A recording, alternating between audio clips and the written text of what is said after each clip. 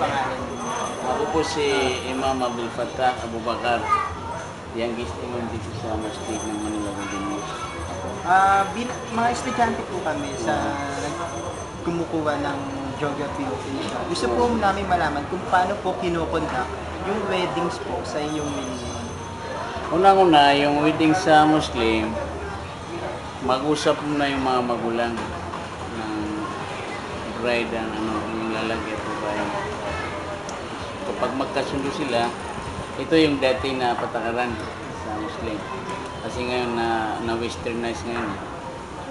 Pag magkasundo yung mga magulang, magbigay sila ng duri, yung marriage gift, symbolizing love and affection. Pagmamahalin sa yung lalaki, pagmamahalin sa babae, magbigay ng marriage gift. Tapos mag-schedule sila kung anong araw sila magpakasal. Yung mga kamag-anak ng babae, imbitahin sila, yung father side, mother side. Yung mga kamag-anak, yung magulang ng lalaki, mag-imbitar din. Kamag-anak nila sa father side niya, mother side. Tapos kukuha sila ng lugar na doon itatayo ang kasal. Maraming tao kasi lahat yung pupunta yung inimbitar nila. Ngayon westernized, gagawa sila ng imbitasyon.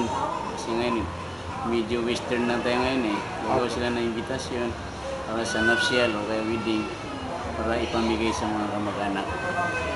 Pero ano po yung pinakamahalagang katangian po na mag-iiba sa kung paano po kinukondak o paano isinasagawa po yung kasal sa Islam po sa ibang religion, katulad po ng sa Katoliko? Ano po yung pinakakaiba po dito? Sa amin, babasahin lang yung banal na Quran kung sa kasal. Kasi may kasabihan, sinabi sa banal na Quran na yung mga tao na hindi nakasal sa Islam, parang mga hayop. Para silang mga hayop na hindi sila kasal. Yung mga tao na hindi kasal, parang hayop tulad ng mga pusa, aso na nag-16 sa kalsada, walang kasal-kasal. Kaya sa Muslim, obligatory ang kasal. Ang pinakaiba naman sa amin, binabasa banal na Quran at saka salita ng Propeta Muhammad. Hindi katulad sa inyo, Bible lang binabasa. Kasi sa amin, Word of God, Arabic. Sa tingin niyo po, ano po yung pinaka pagbabago mula ng pagkukondak po ng kasal sa Islam dito po sa Pilipinas? Kasi dito, yung mga Muslim, nagkalat sila dito sa loob ng Pilipinas o kaya loob ng mundo. Halimbawa, yung mga babae at dito sila sa Maynila at saka yung lalaki, kung dito sila magkita, dito sila nagpapakasal sa mga hotel o kaya punta sila sa mosque, dito tinatayo ang kasal. Pagkatapos dito, saka na nila sineselebrate sa labas. Kasi walang lugar dito na special na Muslim. Hindi kagaya sa Mindanao, mayroong mga building na para sa kasal. O kaya doon mismo sa lugar ng babae, doon pupunta yung mga kamag-anak ng lalaki, doon sila ikakasal. Kakatay sila ng kalabaw, pagkain, gano'n. Gagawa sila ng mga pagkain, kakain sila. Kaya mahal ang duri kasi yung duri gagastusin doon sa Pag Dory po, sino po yung gumagastos ng kasal? lalaki. Yung lalaki po yung gumagastos. Halimbawa yung lalaki nagbigay ng 500,000, babawasan na 100,000 para pagkain. Yung matira ibibigay sa kanila para punan nila sa buhay nila, business sila, anong gusto nila gawin dun sa pira. Kasi ibig sabihin po, yung Dory, hindi naman po napupunta sa Hindi mapupunta yun sa magulang, hindi sa- mapupunta sa lalaki, hindi. sa pamilya. Sa babae lang. sa babae lang. Bawal pa sa magulang niya. Mabigat na ipinagbawal ng banal na Quran na yung duri na bawal kunin. Sa babae talaga yun. Ibigay sa kanya. Yung babae siya magdesisyon. Kung gagamitin niya sa... Saan niya ipamigay, o saan niya gagastusin, may punan niya sa business. Depende sa kanya.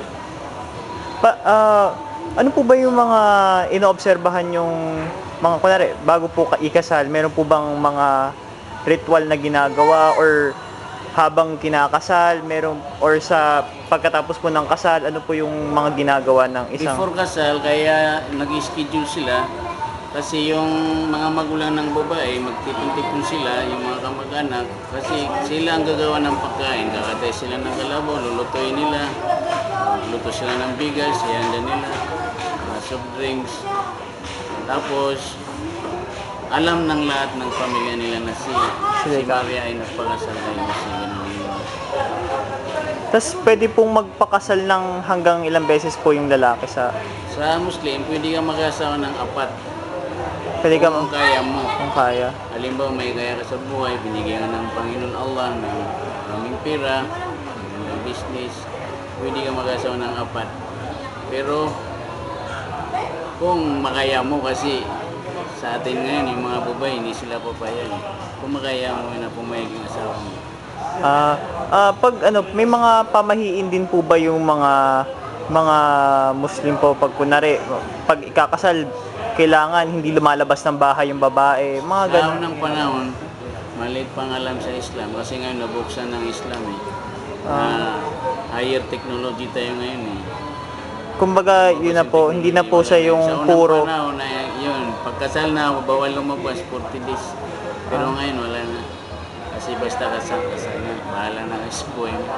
Tayo pupunta. O nga po kasi 'di ba pag kunari yung mga Muslim talaga na Yung mga ibang unang bansa talagang hindi mo makikita yung mukha po, 'di ba? Hindi, tradisyon yan ng Muslim. Actually, sa babae hindi bawal yung mukha at saka yung palad ng kamay.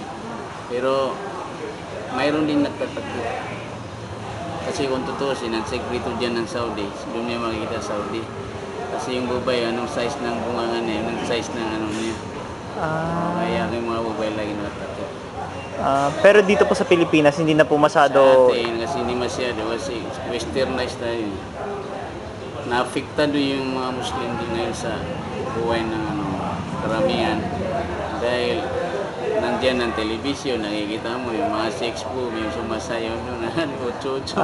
Makikita kayo ng mga kinagaya nila. So yun, dala ng teknolohiya Teknolohiya. na iba na yung Hindi katulad sa unang panahon na talagang stricto. stricto. Ngayon na, dahil dumami ang tao ngayon.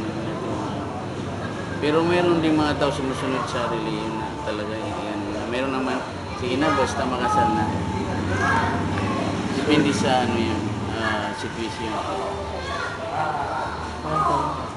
Ano pang mga tanong mo? Yun lang po.